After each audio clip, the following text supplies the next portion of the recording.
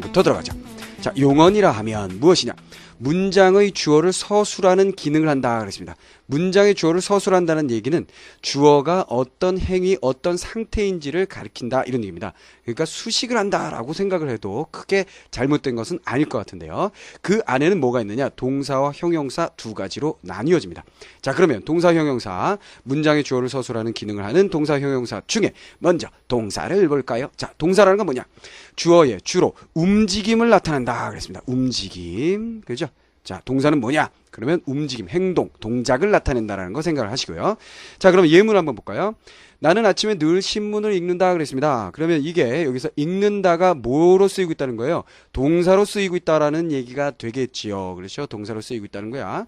그러면 어떻게 동사가 되는지 한번 파악을 해볼까요? 나라는 것이 여기서 주어죠. 그죠? 자, 주어가 뭘 하고 있느냐? 읽는 행동을 하고 있다라는 얘기입니다. 그렇죠? 움직임을 나타내죠. 물론 읽는다라는 것이 가만히 보면 책을 읽을 때 이러고 있겠지. 네? 사실은 뭐 머리만 움직이거나 기껏해야 눈만 움직이고 있지만 이것이 하나의 행동임에는 틀림이 없기 때문에 읽는다가 동사로 쓰이고 있는 거고요. 두 번째 예문, 우리는 어머니께서 빨리 오시기를 기다렸다 그랬어요. 자, 우리는 주어가 되겠죠.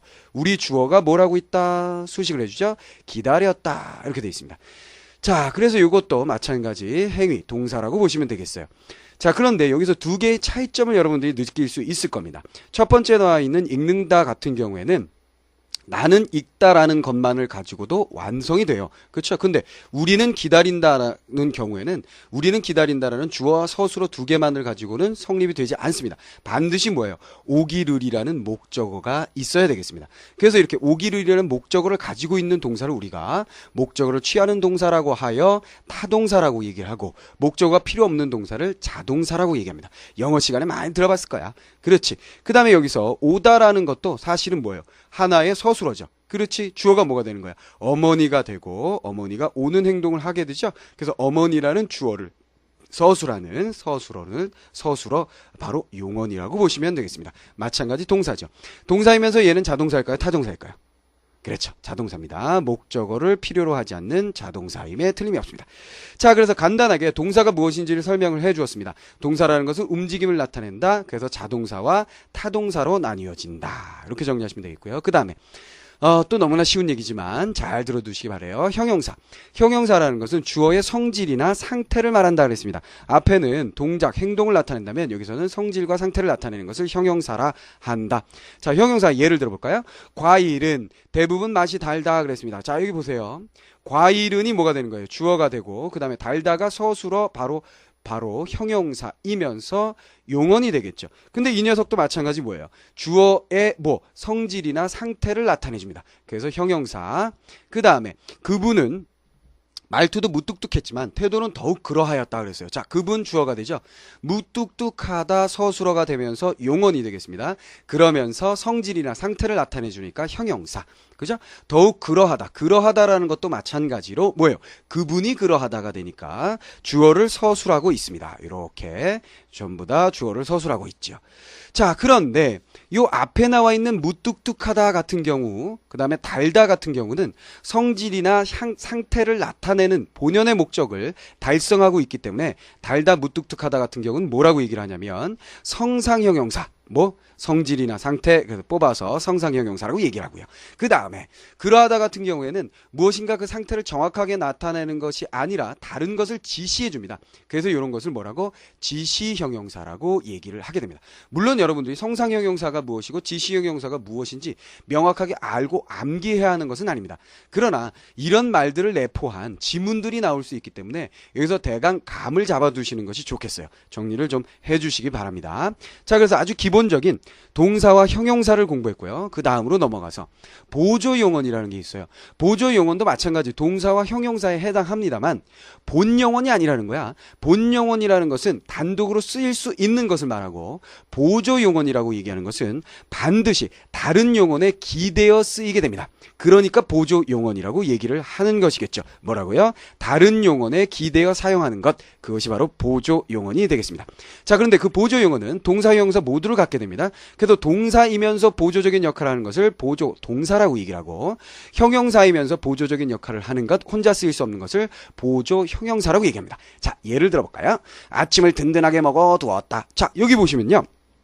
자, 한번 보세요. 아침을 든든하게 먹어두었다. 먹다 있죠. 그렇죠? 서술어 동사입니다. 두다, 이것도 동사다, 이런 얘기예요. 근데 동사가 두 개가 동시에 나왔습니다. 주어는 어디 갔을까요? 아침일까요? 아니죠. 얘는 목적어가 되죠. 목적어가 되고, 주어는 나는, 뭐 이렇게 해서 생략이 된 형태가 되겠습니다. 나는 먹었다, 나는 두었다가 됩니다. 그런데 먹다라는 경우에는 혼자 쓰일 수 있죠. 예를 들어서 나는 아침을 든든하게 먹었어, 이렇게 사용할 수 있습니다. 그래서 단독으로 쓰일 수 있는 용언이 되겠는데, 두다 같은 경우에는 안 되죠. 나는 두었어, 안 되고 반드시 요 녀석과 같이 쓰이면서 보조적인 동사로 쓰이게 된다라는 얘기예요. 자, 그 다음에 두 번째 예를 한번 볼까요?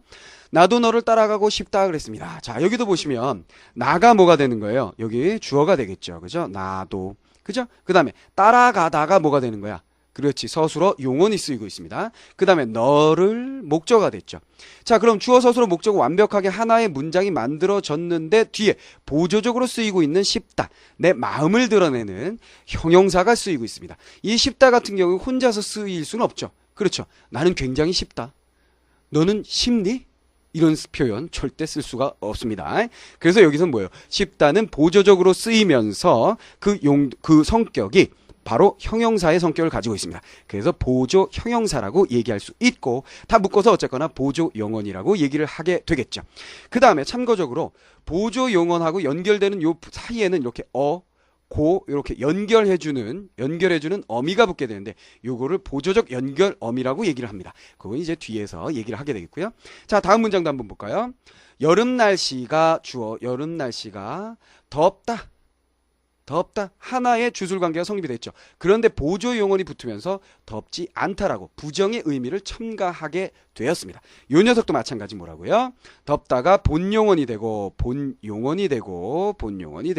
아니하다가 보조 용언이 되면서 뭐예요? 형용사로 쓰였죠. 형용사죠. 그래서 보조 형용사가 되겠습니다.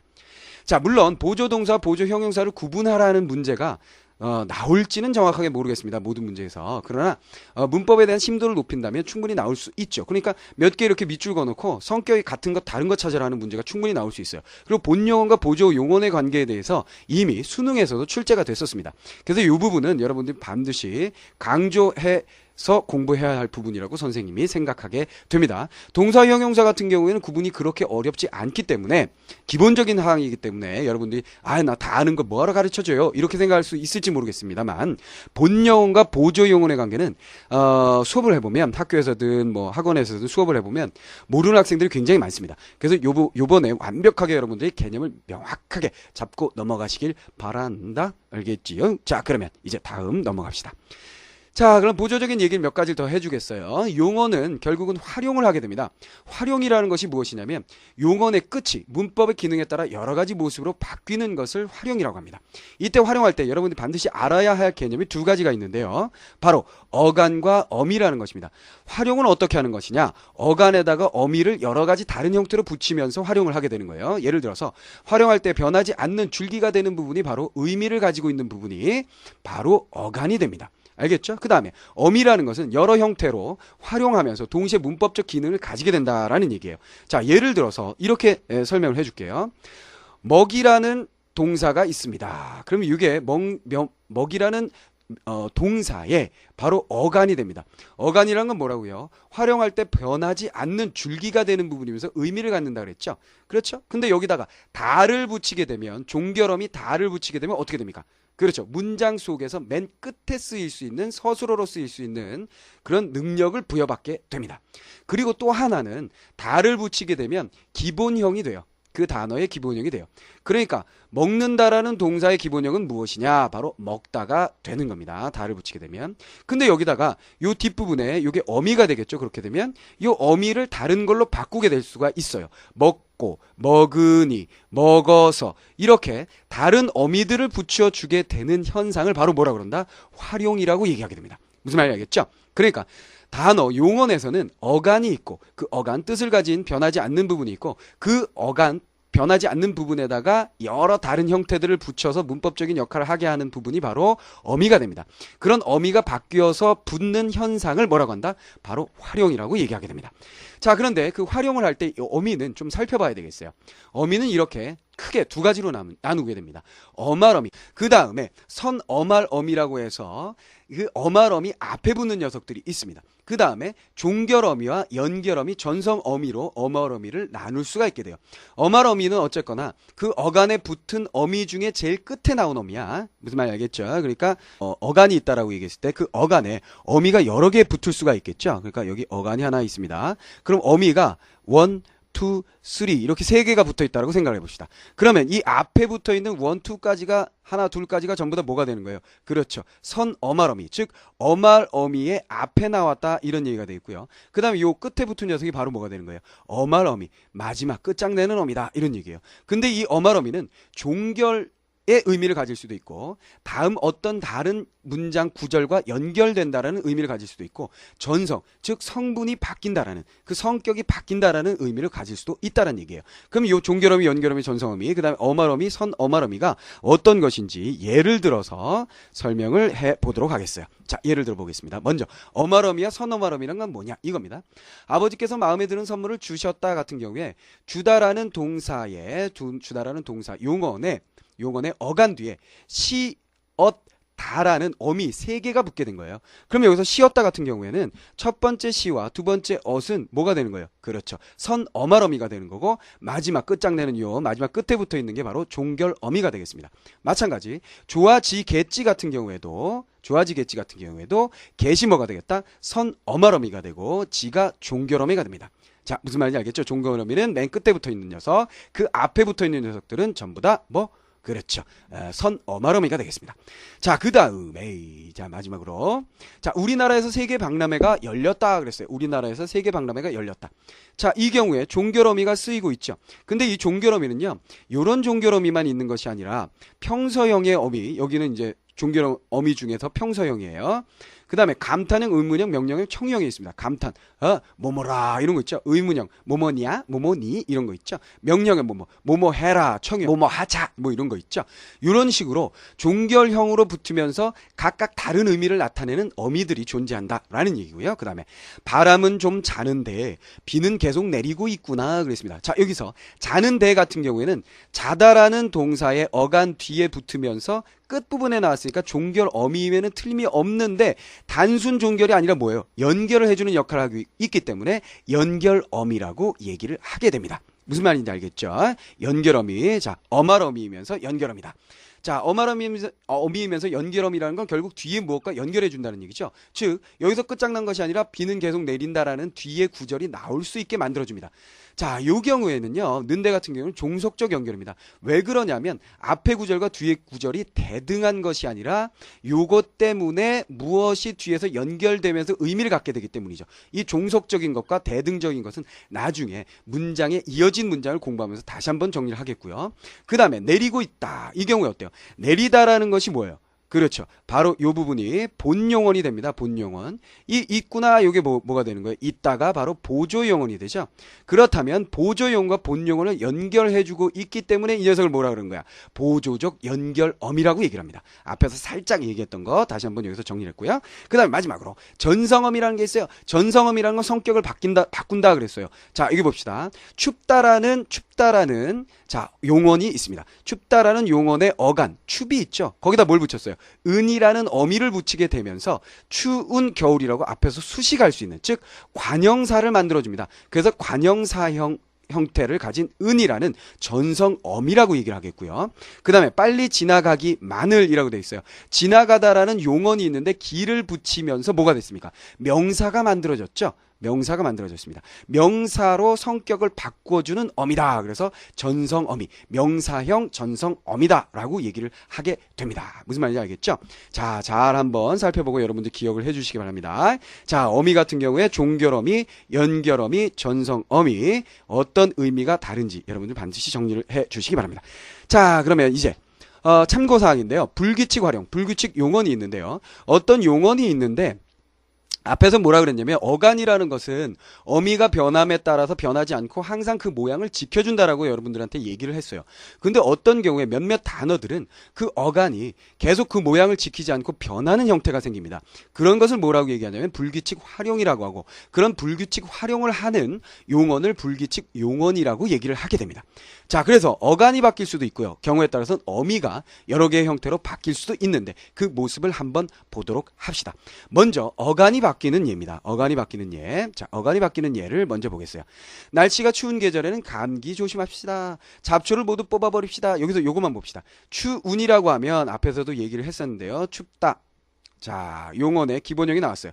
그러면 이게 어떻게 만들어진 것이냐면 춥 어간 플러스 뭐요? 그죠? 추운 이렇게 돼 있죠. 자, 이렇게 돼 있습니다. 자, 그러면요. 여기서 보시면 여기 살짝 여기 들어간 거는 나중에 설명을 하고요. 자, 춥다 플러스 은이 됐는데요. 요 경우에 보면 이 뽑아하고 비교를 해보면 명확하게 드러나요. 자, 뽑다 플러스 아가 붙었습니다. 자, 그러면 어간에다가 어미가 붙고 어간에다 어미가 붙은 것은 똑같은 상황인데 요 경우에는 춥의 비읍이 사라지게 됩니다. 그렇죠? 요 경우에 뽑다의 비읍이 사라지지 않고 계속 존재하고 있죠. 결국 얘는 그 어간의 형태가 지켜지는데 이 녀석은 어간의 형태가 지켜지지 않는다. 그래서 뭐예요? 불규칙적이다. 그래서 불규칙 활용이라고 얘기를 하게 되는 거고요. 다시 요 녀석 볼까요? 늦기 전에 어서 학교에 가거라. 가다에다가 플러스 거라가 됐죠. 그죠? 자, 요 녀석 보세요. 읽다 플러스 익 플러스 어라가 됐습니다. 똑같은 명령형에 어미를 붙였음에도 불구하고 하나는 어라가 되고 하나는 거라가 됩니다. 즉, 이 녀석이 어떻게 되는 거야? 일반적인 어라 형태가 아닌 기억이 나타남으로써 어미의 형태가 기본 형태를 지키지 않고 있다. 그래서 불규칙 활용이라고 얘기하게 됩니다. 무슨 말 알겠죠? 여기 비읍이 사라진 것, 그 다음에 어라가 쓰이지 않고 거라가 쓰인 것, 이것이 바로 불규칙 활용의 예입니다. 이 이외에도 불규칙 활용은 굉장히 많은데요. 여러분들이 모두 찾아서 정리를 하시는 것이 필요할 것 같습니다. 요거는 따로 맞춤법 문제를 정리할 때 다시 한번 정리하도록 하겠고요. 자, 그러면 기본 사항을 한번 마무리 지어볼까요? 자, 용언이라는 것은 무엇이냐? 문장의 주어를 서술하는 기능을 하는 것으로서 동사와 형용사로 나눌 수 있다. 동사 같은 경우는 주어의 움직임을 나타내고 형용사 같은 경우는 주어의 성질이나 상태를 나타내는 말이다. 기본적인 사항이었죠. 그런데 보조 용언이라는 거 하나 더 생각해 줘야 된다 그랬어요. 보조 형용사, 보조 동사가 존재한다. 얘네들은 단독으로 쓰이지 않고 본 용언을 보조해주는 역할을 하게 된다. 그렇게 얘기했습니다. 그리고 이 용언은 활용을 하게 되는데 활용할 때는 어간에다가 어미를 붙이게 된다. 그 어미는 어말어미와 선어말어미로 크게 나눌 수 있다. 어말어미는 끝장내는 녀석이고 선어말어미는 어말어미의 앞에 붙는 녀석이다. 기억나죠? 그 다음에 어말어미는 종결의 형태, 연결의 형태, 전성의 형태 세 가지로 나눌 수 있다. 종결이라는 건 끝난 거고, 그죠? 연결이라는 것은 다음에 나올 구절과 관계를 맺어주는 거고, 전성이라는 것은 그 어간이 그 문장에서 쓰이면서 어떤 다른 용도로서 성격이 바뀌어지게 만들어주는 녀석. 자, 불규칙 활용이라는 건 뭐라고 했어요? 일반적인 어간과 어미의 형태가 아닌 다른 형태로 바뀌어지는 형태를 불규칙 활용, 그런 불규칙 활용을 하는 녀석을 우리가 불규칙 용언이라고 얘기한다 라고 정리를 해 두시면 되겠습니다. 자, 그래서 앞부분에 동사 형용사 부분에서는 별로 어려울 게 없어요. 그러나 요 보조 용언 부분하고 그 다음에 불규칙 활용 요 부분은 반드시 여러분들이 기억을 해야만 맞춤법 문제라든가 문법 문제가 나왔을 때 잘 맞출 수 있을 것이라고 생각됩니다. 반드시 기억을 해